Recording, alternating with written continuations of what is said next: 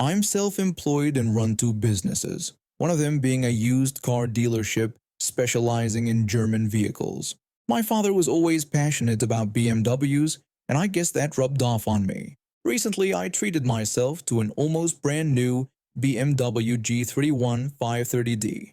It only had 6,000 kilometers on it and was barely 6 months old. One evening around 6 p.m., I was driving home with about 150 kilometers still ahead of me. I was getting hungry and didn't want to wait until I got home for dinner, so I pulled into one of the gas stations along the Autobahn. Due to COVID restrictions at the time, fast food places weren't allowed to have indoor dining after 6 p.m. So after getting my food from the drive-thru, I parked my car and decided to sit in the trunk area to eat my dinner comfortably. I was just getting settled in when an old minivan pulled up next to me. A woman got out and immediately gave me this disgusted look. I didn't think much of it and continued eating, but then she walked right up to me. She demanded to know what I was doing there. I politely responded that I was just eating dinner, nothing special. She then asked where the owner of the car was, and when I told her I was the owner, she became even more aggressive. She accused me of lying, saying there was no way a young kid like me could own such an expensive car. She then made a racist remark, pointing out that I didn't look German at all, so I must have stolen the car. I should mention that I have a slightly darker skin tone since my mother is part Asian. Before I could even properly respond, she cut me off. She started yelling that she didn't want to hear any more lies and threatened to call the police if I didn't hand over the keys, so she could return the car to its rightful owner. I simply told her to go ahead and call them. I honestly thought she was joking, but to my surprise, she actually called the police. They arrived about 20 minutes later, a female and male officer. Ironically, they were driving the same BMW model as mine, just in police colors. The female officer approached me first very professionally, asking if everything was all right and requesting my version of events. Before I could even start explaining, the woman pushed herself between us. She started ranting at the officer, demanding to know why she was being nice to me. She insisted that I had stolen the car and wasn't even old enough to drive. She demanded that they arrest me immediately and give her the keys, claiming she knew the car's owner and would return it. The female officer tried to calm her down, explaining that she couldn't arrest someone just because someone else demanded it. She told the woman she needed to do her job properly and asked her to step aside and speak with her colleague instead. The woman became even more belligerent, demanding that the officer do her job and pulling the "I pay your salary" card. The male officer then stepped in, pointing out how strange her behavior was compared to my calm demeanor, and warned her that she would face serious problems if she didn't behave herself. The woman went with the male officer while I explained everything to the female officer. I showed her my ID, driving license, and car papers. She went to verify everything in their police car while I waited, just playing on my phone. When she returned, she said everything was fine and asked if I wanted to press charges against the woman for her racist behavior. I declined, just wanting to finish my dinner and get home. When I was about to close my car's back door, the woman suddenly lunged at me, trying to reach into my pockets. She started screaming about the keys, saying I didn't deserve the car and calling me racist slurs. She told me to go steal another car and fool the police again. The officers immediately handcuffed her and put her in their car. They asked again if I wanted to press charges, and this time I said yes. This had gone from annoying to a physical assault. Later I found out she was charged with attempted robbery, assault, and racial discrimination. She got a suspended sentence of 8 months and had to pay a substantial fine. Her behavior during the trial didn't help her case. She kept insisting she was protecting German property and doing her civic duty. The judge was not impressed, and neither was her lawyer, who looked like he wanted to disappear through the floor the entire time. I still sometimes think about how someone could be so entitled to believe they have the right to take someone else's property just based on their appearance. At least my dinner that evening made for an interesting story to tell at family gatherings. I've been a tow truck operator for over a decade now, specializing in accident recovery and roadside assistance. The job keeps me busy around the clock with our company's 24/7 service, but I've learned to cope with the irregular hours. What I never quite got used to, though, was dealing with entitled people who think their time is more valuable than everyone else's. This incident happened about 5 years ago. I was just getting ready to call it a night around 11 p.m. when my radio chirped. The dispatcher called to check if I was still awake. After I confirmed, they told me about a single car accident in the next town over. The police wanted it handled quickly, so I grabbed my gear and headed out. The drive took about 20 minutes, and as I approached the scene, I immediately knew this wasn't a typical accident. Usually these situations only require one police officer for paperwork, but this time I saw multiple squad cars, a coroner's van, and forensics vehicles scattered across the road. This was going to be one of those rough nights. The scene was devastating. An SUV carrying 6 people had crashed, with only the driver wearing a seatbelt.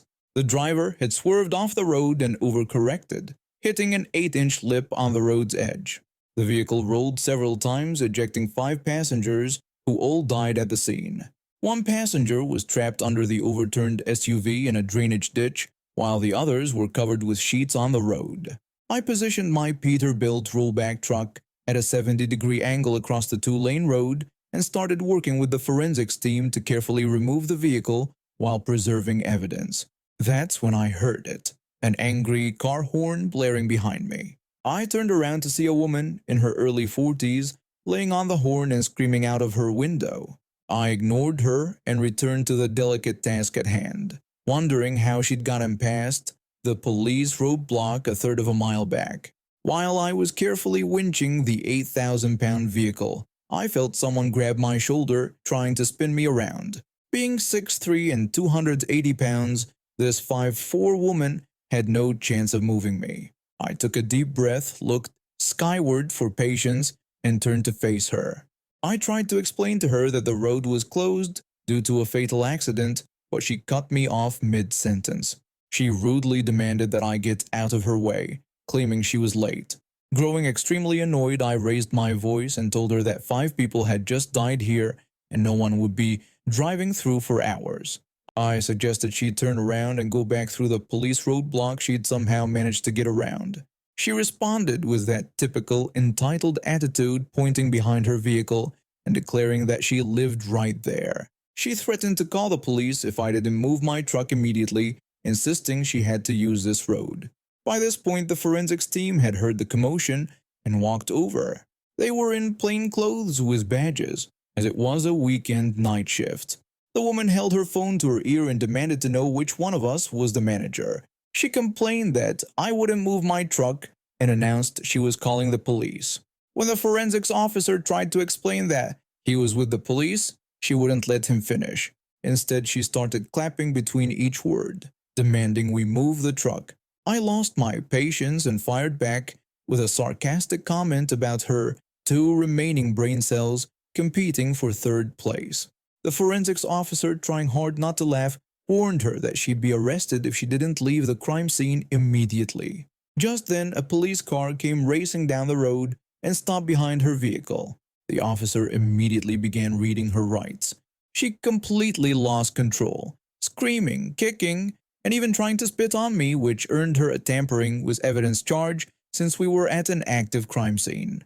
Her final charges included obstruction, assault on an officer, misuse of emergency services, and interfering with an investigation. She ended up taking a plea deal for 18 weekends in county jail. But that wasn't even the best part. I got to tow her car too. When her husband came to retrieve it Monday morning, he was mortified. He apologized profusely while paying the hefty impound fees. $150 for the impound, $50 for after-hours service, $52 per day for storage, and $5 per mile each way from our office, about 15 to 17 miles. The total came to around $600. The look on his face told me this wasn't the first time he'd had to clean up one of her messes, and something tells me it wouldn't be the last. But at least for those 18 weekends, she had plenty of time to think about the night she tried to drive through an active crime scene. I'm a 15-year-old girl who's been doing a paper round for the past 2 years. My parents have always taught me about the value of money and independence. So when I turned 13, I decided I wanted to start earning my own spending money. Since I couldn't legally get a proper job in the United Kingdom yet, delivering newspapers seemed like the perfect option. The job itself isn't glamorous, waking up at 5 a.m. every morning, cycling through the neighborhood in all kinds of weather, but it gave me enough pocket money to buy things I wanted without having to ask my parents. Plus, most of the people on my route were really nice. Some would even leave me Christmas cards with a little bonus during the holidays. Everything was going smoothly until about 2 months ago when my boss added a new house to my route. It wasn't just any house. It was this massive place, sitting at the very edge of my delivery area, practically in the next neighborhood. The extra distance wouldn't have bothered me that much if the people living there weren't complete nightmares. From day one, they started making my life difficult. First, it was about the magazines that were supposed to come with the newspaper. My boss would sometimes forget to include them, which wasn't my fault. But guess who got yelled at?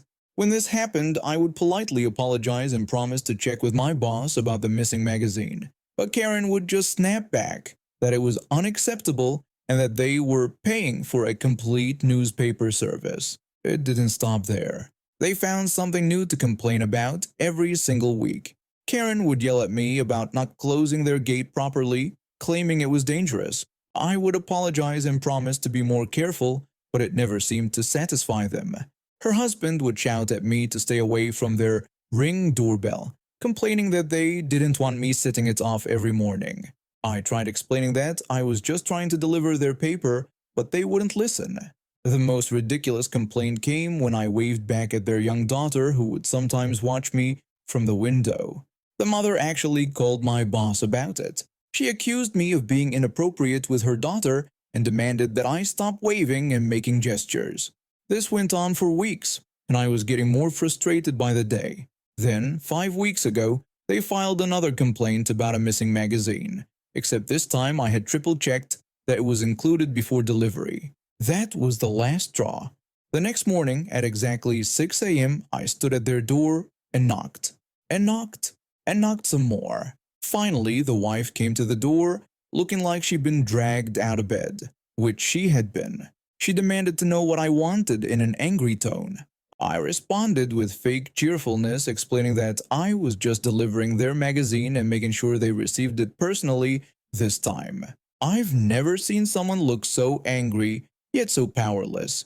She knew she couldn't complain. Their precious Ring doorbell had recorded the whole interaction, showing me being nothing but professional while personally ensuring their delivery was complete.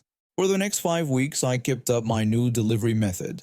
Every morning, 6 a.m. sharp, I would knock until someone answered. Sometimes it took 5 minutes, sometimes 10.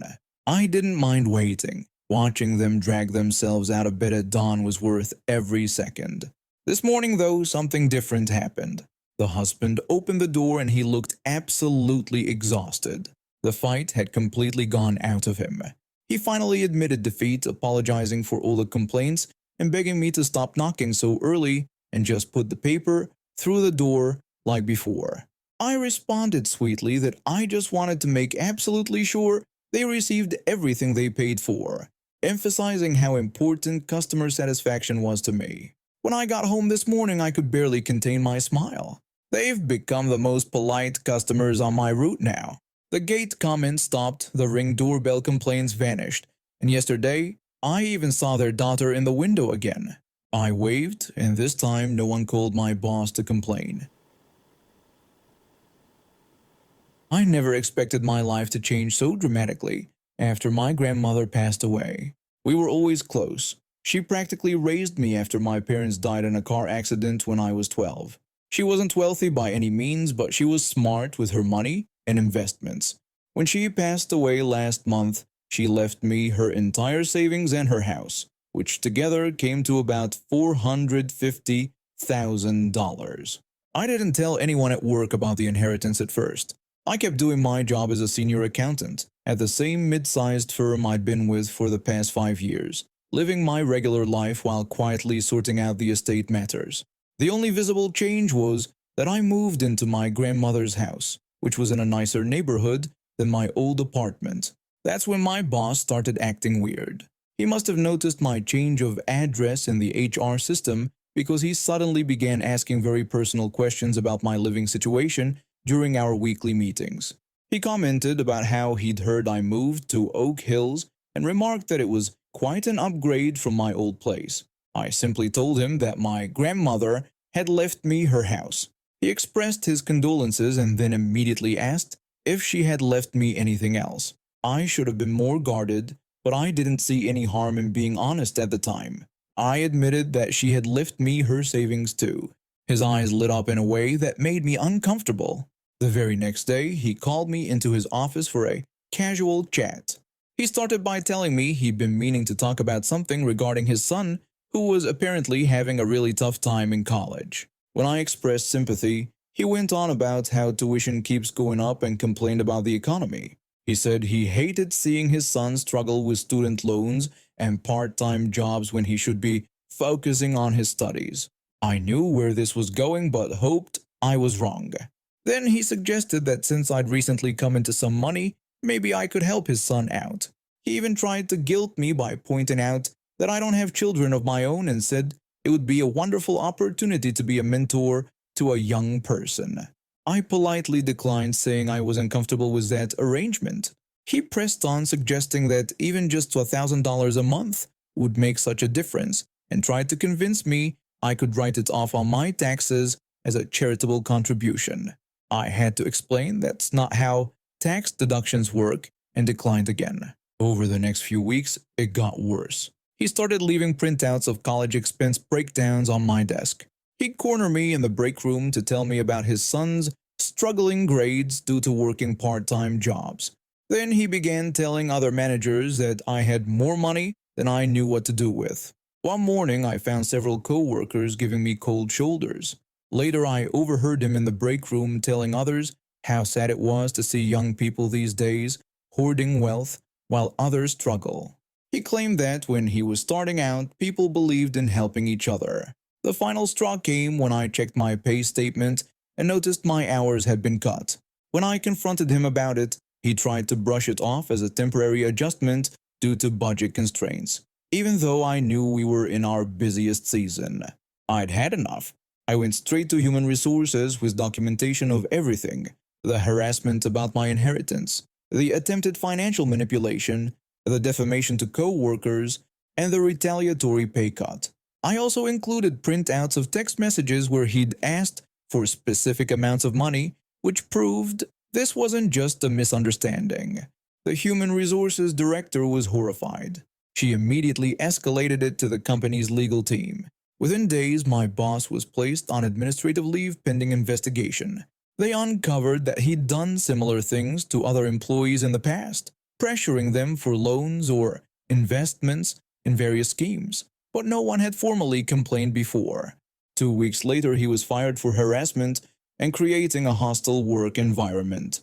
The company gave me back pay for the cut hours and offered to transfer me to our downtown office with a promotion. I took it. His son wasn't even struggling in college. Through the investigation, we learned he had a full academic scholarship and was doing quite well. The boss had been trying to scam me to fund his own gambling debt. I still work for the same company, but now I'm a department head at the downtown office, making 30% more than I did before. Sometimes I drive past my old office building and think about how my boss's entitlement and greed ended up costing him everything. I heard he's working as a junior bookkeeper at a small tax preparation chain now, quite a fall from his former executive position. I kept my grandmother's house, invested most of the money, and set up a small scholarship fund at the local community college. The first recipient was actually one of my former co-worker's kids, the same co-worker my ex-boss had turned against me during his smear campaign.